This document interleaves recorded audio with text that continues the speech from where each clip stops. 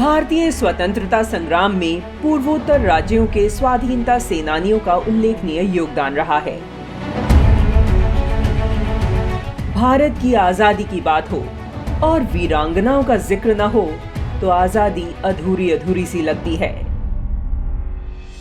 भारतीय स्वतंत्रता संग्राम के कई स्वतंत्रता सेनानी प्रसिद्ध हैं, लेकिन कई गुमनाम नायक और नायिका ऐसे भी हैं जो इतिहास के पन्नों में कहीं गुम हो गए हैं। ऐसा ही एक नाम है रानी गाइदिनल्यू का, जिनको हम नागालैंड की रानी लक्ष्मीबाई के नाम से भी जानते हैं। आज के इस वीडियो में हम आपको बताएंगे भारत के पूर्वोत्तर राज्यों में हुए स्वतंत्रता आंदोलन के बारे में, जिन्हें इतिहास में उचित स्थान नहीं मिला। रानी गाइदिनल्यू का जन्म 26 जनवरी 1915 को मणिपुर के तमेंगलोंग जिले के नुंगकाओ गांव में नागा जनजाति में हुआ था। मात्र 13 साल की अल्पायु में ही रानी गाइदिनल्यू अंग्रेजों के खिलाफ स्वतंत्रता की लड़ाई में कूद पड़ी थी। वह अपने चचेरे भाई जादोनांग के हेरका आंदोलन में शामिल हो गईं। हेरका आंदोलन का लक्ष्य था क्षेत्र में नागालैंड की विभिन्न जनजातियों की पारंपरिक धार्मिक मान्यताओं और सांस्कृतिक विरासत को स्थापित करना और अंग्रेजों को अपनी मातृभूमि से खदेड़ना। इस आंदोलन में गाइदिनल्यू सबसे आगे थीं।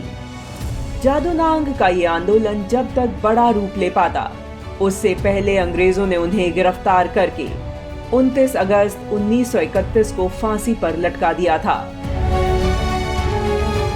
जिसके बाद स्वतंत्रता के लिए चल रहे आंदोलन का नेतृत्व अब गाइदिनल्यू के हाथों में आ गया। जब अंग्रेजों ने नागाओं का धर्म परिवर्तन कराने की मुहिम शुरू की तो गाइदिनल्यू ने इसका जमकर विरोध किया। तब गाइदिनल्यू ने कहा था, धर्म को खो देना अपनी संस्कृति को खो देना है। अपनी संस्कृति को खोना यानी अपनी पहचान को खोना। 16 साल की उम्र में ही ब्रिटिश सरकार ने उन्हें गिरफ्तार कर आजीवन कारावास की सजा सुना दी थी। वह 1947 तक उत्तर पूर्व के कई जेलों में रही। रानी गाइदिनल्यू के साथ साथ भारतीय स्वतंत्रता संग्राम में मणिपुर के नागा वीरों का अतुलनीय बलिदान रहा है। त्रिपुरा के स्वतंत्रता संग्राम के वीर राष्ट्रभक्तों में जितेंद्र पाल का नाम सर्वोच्च है।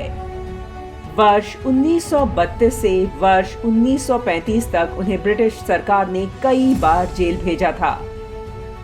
पूर्वोत्तर भारत के स्वाधीनता सेनानियों की लंबी सूची है, जिनके योगदान को भुलाया नहीं जा सकता,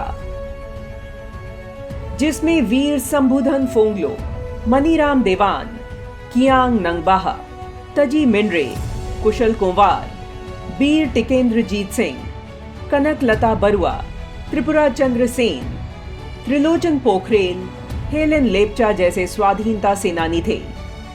1890 को असम के नौगांव में जन्मे स्वतंत्रता सेनानी गोपीनाथ बारदोली का पूर्वोत्तर के स्वाधीनता संग्राम में अविस्मरणीय योगदान रहा है।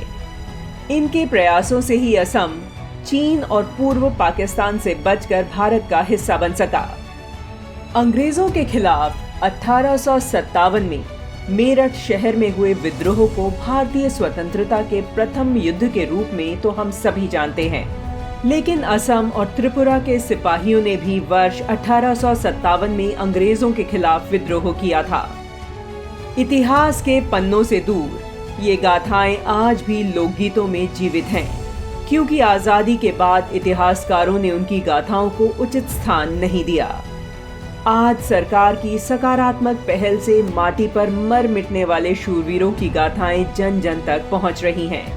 सरकार उन बलिदानियों की स्मृति में कई स्मारक और संग्रहालय बना रही है, ताकि भारत का हर बच्चा और युवा उनके बलिदान से प्रेरणा ले सके और राष्ट्र निर्माण में सशक्त योगदान दे सके। 24 अगस्त 2015 में प्रधानमंत्री नरेंद्र मोदी ने गाइदिनल्यू को रानी मां कहकर संबोधित किया था। इनके नाम पर एक स्त्री शक्ति पुरस्कार भी शुरू किया गया और भारतीय तटरक्षक दल के एक जहाज का नाम भी उनके नाम पर रखा गया है। मां भारती के लिए अपना जीवन न्यौछावर कर देने वाले पूर्वोत्तर के गुमनाम सेनानियों को कोटि कोटि नमन है।